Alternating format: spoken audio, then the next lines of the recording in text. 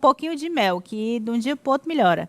E boa tarde para o Ari, claro, para o Amadeu e para a nossa audiência ligada na TV, e está acompanhando a gente no rádio, e para quem está com a gente no canal Meio Mais, lá na nossa transmissão, na nossa live do Agora Brasil.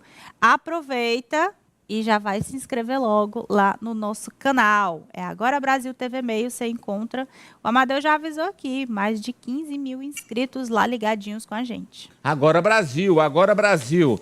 Raniele, ok, olha ela aí, olha ela aí, olha ela aí. Olá, Raniele Veloso em Brasília, boa tarde.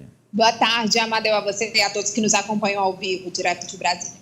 Olha, e para surpresa do país, porque surpresa nossa e de todos os brasileiros, a PEC da anistia foi aprovada, hein?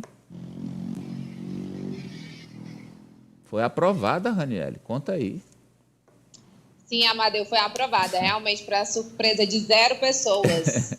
Essa articulação de Arthur Lira não foi do nada, ele já estava ali no plano de, antes de chegar ao recesso parlamentar, aprovar essa PEC. Ele já tinha feito um compromisso, inclusive, com os presidentes nacionais. E por 344 votos no primeiro turno, uma PEC, precisa desse quórum qualificado, contra 89, e no segundo turno, com 338 votos favoráveis a 83 votos contrários. Do PT de Lula ao PL de Bolsonaro, todos favoráveis, menos o PSOL e o Novo orientaram o voto contrário.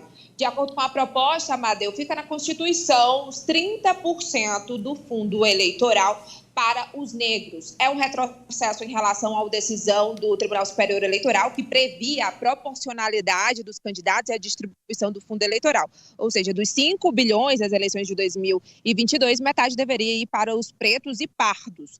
O deputado Orlando Silva, que é negro, ele comemorou porque disse que, pelo menos dessa vez, foi a Constituição. E o presidente da Câmara, Arthur Lira, disse que essa proposta, na verdade, não é para perdoar as penalidades, que somam mais de 23 bilhões de reais, porque com a proposta eles conseguem anular os juros e as multas de qualquer dívida tributária.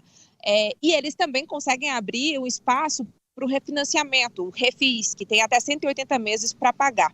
Arthur Lira disse que é uma proposta apenas para dar previsibilidade aos partidos. Vamos ver um trecho da fala do presidente da Câmara. A casa está construindo um texto para, em vez de anistiar, entregar com previsibilidade aos partidos o cumprimento dessas cotas, sem nenhum demérito, nenhum prejuízo às mulheres. Nós aqui, inclusive esta presidência, deputada Adriana, defende, inclusive, cadeiras fixas para as mulheres. Só lembrando que a gente já mostrou aqui que a proposta de Arthur Lira também seria um retrocesso sobre essas cadeiras fixas, 15%. Um número inferior ao que já está aqui no Congresso Nacional. A ONG Transparência Internacional e Transparência Partidária disse que essa lei, na verdade, passa uma mensagem, essa proposta de emenda à Constituição, passa, na verdade, uma mensagem do Congresso Nacional de descrédito em relação à população brasileira, aos partidos políticos. E também uma mensagem de privilégio dos que estão aqui para fazer uma medida de autoanistia e insubordinação à lei. Eles mesmos fazem a legislação eleitoral e eles mesmos aprovam medidas para descumpri-las. Vamos lá, lembrando aqui do Zé Simão, grande Zé Simão, da Rádio Bandeirantes, ele diria o seguinte: tucanaram o calote. O nome agora é previsibilidade, professor Vila. Era esperado, né? Era esperado. Eu ouvia falar isso, sinceramente, de um líder partidário, acho que devia ser em agosto de 2022, portanto, antes das eleições.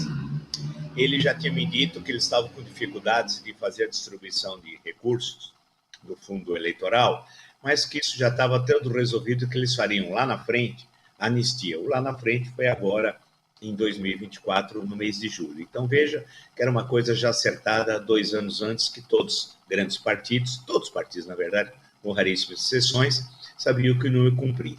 Agora, o segundo ponto, isso não é um assunto de proposta de emenda constitucional. Há um equívoco no Brasil que tudo é PEC, tudo é PEC. Não. A Constituição é um texto permanente, que deve ser alterado raríssimas vezes em condições excepcionalíssimas. Isso deve ser feito a legislação comum. Nós temos mais de 130, 140 PECs em 35 anos da Constituição. Isso é um absurdo. A PEC vira programa de governo, uma questão de momento, quando a Constituição é um texto permanente. Então, de um lado, isso não era um assunto constitucional, na minha leitura. Segundo, era esperado. E terceiro, a sociedade civil é frágil. Tanto o movimento negro, participação das mulheres, que se tivessem força, eles derrubavam essas medidas, iam às ruas, se manifestavam. Sabe o que vai acontecer nas ruas, efetivamente onde há mobilização? Nada, porque as redes sociais, só elas por si só, não mobilizam coisa alguma. Agora, eu lembro, foi essa semana ou na semana passada, o senhor manifestou interesse em presidir, em fundar um partido, ter um partido, presidir um partido, comandar um partido. Diante dessas dificuldades que o Congresso está impondo a quem preside partido, o senhor vai rever a posição? Mesmo diante das imprevisibilidades que envolvem um comando partidário, o professor Marco Antônio Villa já falou aqui, a gente já fez esse quiz aqui. O que é melhor? Ganhar na Mega Sena acumulada ou ser presidente de um partido? Presidente de um partido. O que é melhor? Minerar a maior pepita de diamante da história ou ser presidente de um partido? Não, Ari, aí ser não. presidente de um partido. Não. O que é melhor? Não. Quase tudo nessa vida é preferível ser presidente de um partido. Até porque a impressão que os partidos passam para a opinião pública brasileira, imobilizada, inerte, né, que não reage, é o seguinte... Mas o gigante não tinha acordado. E depois dormiu, tomou um Rivotril e dormiu. Esse gigante, né, continua adormecido. É o seguinte, que dá para contingenciar o dinheiro de tudo, menos o dinheiro destinado aos fundos partidário, eleitoral e para pagar as dívidas partidárias. O resto dá para contingenciar tudo. Não tem o suficiente para Minha Casa Minha Vida. Não tem suficiente para bancar o Farmácia Popular. Não, a gente tem que contingenciar esse recurso aqui para novas UBS e hospitais. Mas na hora que fala de dinheiro para bancar a campanha, bancar a manutenção da estrutura dos partidos, aí, meu amigo... Eu vou já ser espinafrado. Não tem previsibilidade. Há uma previsibilidade. Sempre há o dinheiro. Eu imagino que já serei espinafrado a partir desse momento. Mas a democracia tem um preço, tem um custo.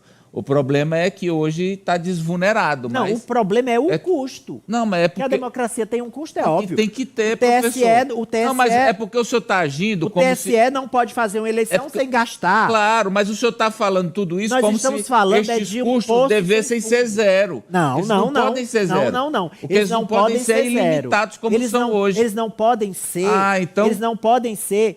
gastos esses recursos de maneira irresponsável e sem controle, de maneira não transparente. Isso, sem transparência. Com o presidente de partido bancando iate, bancando